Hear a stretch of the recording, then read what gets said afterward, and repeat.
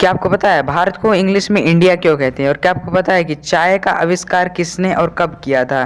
दोस्तों, आज की इस वीडियो में मैं ऐसे एनर्जेटिक फैक्ट्स बताऊंगा कि आपके मुंह से एक ही वर्ड निकलेगा। कमाल कर दिया यार, धोती फाड़ के रुमाल कर दिया। तो वीडियो को स्किप मत करिएगा। चलिए वीडियो को करते हैं शुरू। फैक्ट नंबर 7, क्या आपको पता है कि दूध का रंग हमेशा सफ़ेद ही क्यों होता है? चलिए बताते हैं कि दूध का रंग आखिर सफ़ेद ही क्यों होता है। दूध हमारे रोज़मर्रा के जीवन में काम आने वाली वस्तु है, मगर शायद ही ऐसा कोई होगा जिसने इसके रंग पर कभी भी गौर किया होगा। लेकिन आपको बता दें कि लंदन के विशेषज्ञ ने इस सवाल का उत्तर ढूंढ लिया है। असल में दूध के अंदर 87% पानी के अलावा 13% फैट, प्रोटीन, विटामिन, मिनरल आदि होते हैं। शोध में यह पाया गया कि यह सफ़ेद रंग के फैट, प्रोटीन, विटामिन आदि की वजह से ही होता है। इसकी बहुत मात्रा की वजह से इसका रंग सफ़ेद होता है, तो इसीलिए दूध का रंग सफ़ेद होता है। फैक्ट नंबर 6, क्या आपको पता है कि चाय का आविष्कार किसने और कब किया? चाय का यह दिलचस्प इतिहास चीन से शुरू हुआ, आज से करीब 5000 साल पहले, जब एक बार चीन के सम्राट सैन नुंग अपने गार्डन में बैठे थे। उन्हें गर्म पानी पीने की आदत थी और उस दिन उनके गार्डन के एक पेड़ की कुछ पत्तियां उनके उबले पानी में आकर गिर गई और उसे पानी का रंग बदल गया। लेकिन उसमें से आने वाली खुशबू इतनी अच्छी थी कि सम्राट उसे चखे बिना रह न सके। सम्राट ने वो पानी पिया, उन्हें उनका स्वाद बहुत पसंद आया और उसे पीने से उनके शरीर में एनर्जी का भी एहसास हुआ। उस समय चीन के सम्राट ने इस अनोखे पेय को चाह नाम दिया, जिसका चाइनीज़ भाषा में अर्थ है चेक करना, इन्वेस्टिगेशन करना। ऐसे में चाय की खोज का श्रेय चीन के सम्राट सैन नुंग को दिया जाता है। 1610 में डच व्यापारी चीन से चाय को यूरोप ले गए और उसके बाद धीरे धीरे चाय दुनिया के फेमस पेय पदार्थ में शामिल होती चली गई। भारत में 1815 में कुछ अंग्रेज यात्रियों ने असम में उगने वाली चाय की झाड़ियों को देखा, जिसे वहां की कबायली लोग पेय बनाकर पीते थे। इसके बाद भारत के गवर्नर जनरल लॉर्ड बेंटिंक ने 1834 में भारत में चाय के उत्पादन के लिए कमेटी बनाई और 1835 में असम में चाय की खेती शुरू कर दी गई।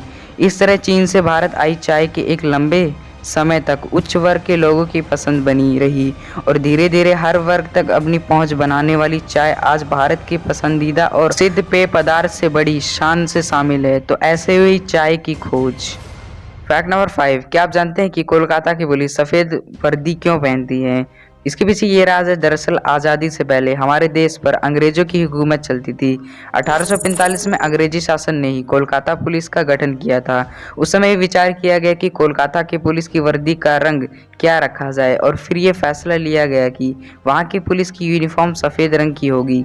इसके पीछे भी एक वजह थी और वो ये थी कि दरअसल कोलकाता समुद्र के समीप बसा होने के कारण वहाँ के वातावरण में हमेशा नमी बनी रहती है और गर्मी काफ़ी तेज होती है।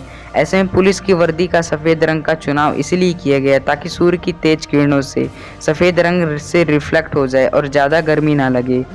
बस तभी से लेकर अब तक वहाँ की पुलिस का सफ़ेद रंग की वर्दी पहनना जारी है।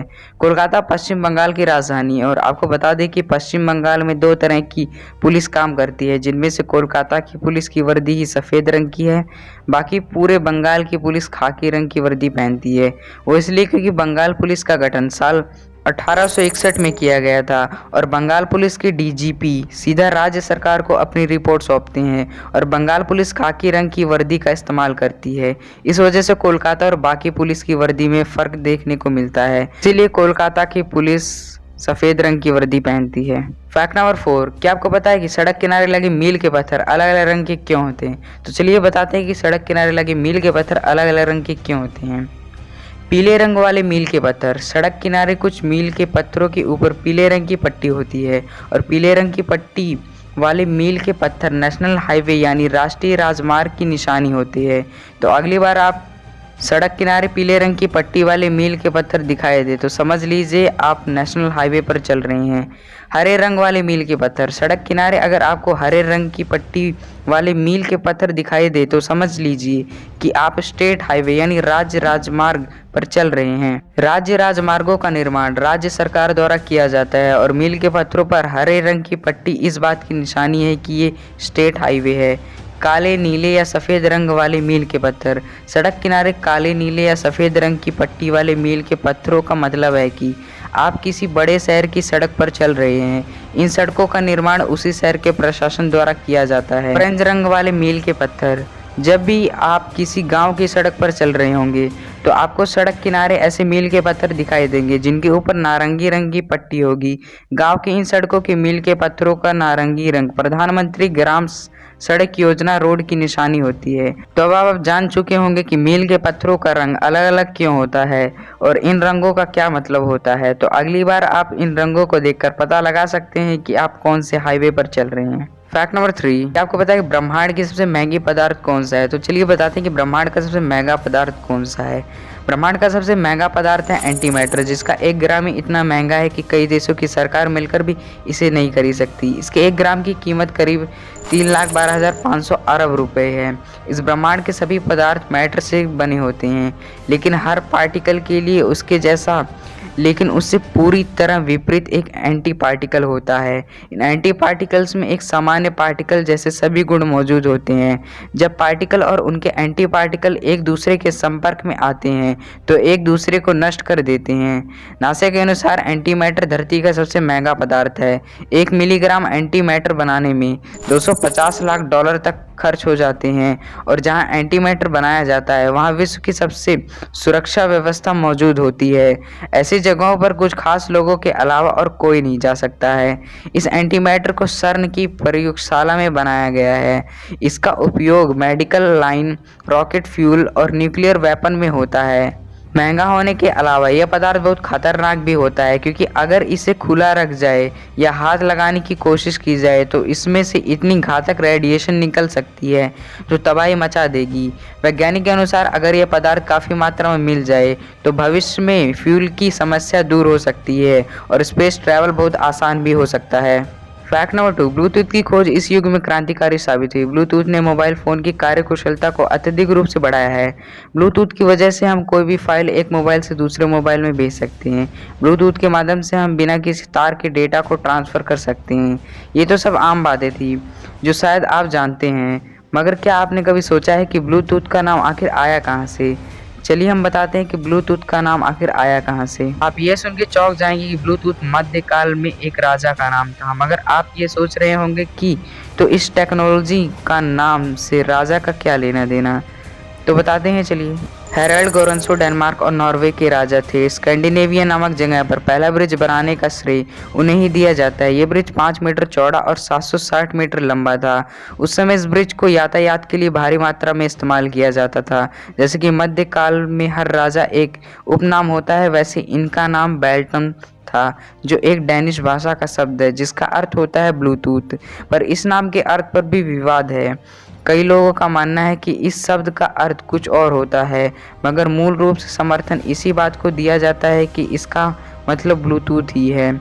जिस प्रकार हेलर ने क्रिश्चियन और एथेंस की दूरी को ब्रिज बना के दूर किया, उसी प्रकार ब्लूटूथ को यह नाम दिया जाना इसलिए भी सार्थक है कि ब्लूटूथ का चिन्ह भी यही दर्शाता है और इसी तरह से ये नाम और ये चिन्ह दिया गया।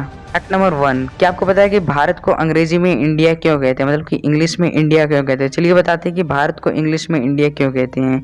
दरअसल भारत में कई विदेशी व्यापारी अपना कारोबार बढ़ाने भारत आए और सभी ने अपने अपने हिसाब से भारत को अपना अलग अलग नाम दिया, लेकिन भारत को हिंदुस्तान और इंडिया जैसे शब्द मिलने के पीछे मुख्य तौर पर ईरानी और यूनानी का हाथ माना जाता है।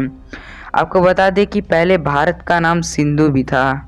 ईरानी या पुरानी फारसी में सिंधु शब्द का अर्थ निकाला गया है हिंदू और इसी शब्द से बना हिंदुस्तान, जबकि यूनानी में ए को इंडो या इंडोस शब्द का रूप मिला और जब ये शब्द लैटिन भाषा में पहुंचा तो वहां से ए को बनाया गया इंडिया।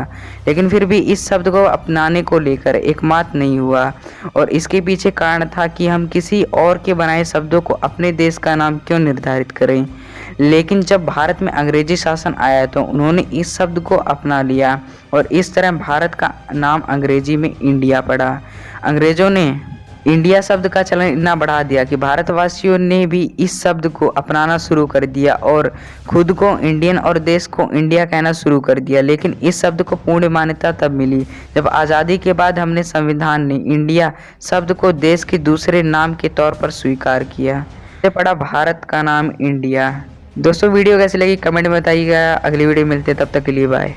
वीडियो पसंद आया तो वीडियो को लाइक कर दीजिएगा, चैनल को सब्सक्राइब कर दीजिएगा और बेल आइकन को जरूर ऑन कर दीजिएगा। अगर आपने अभी तक मुझे फेसबुक, इंस्टा, ट्विटर पर मुझे फॉलो नहीं किया तो फॉलो कर लीजिए, लिंक डिस्क्रिप्शन में है।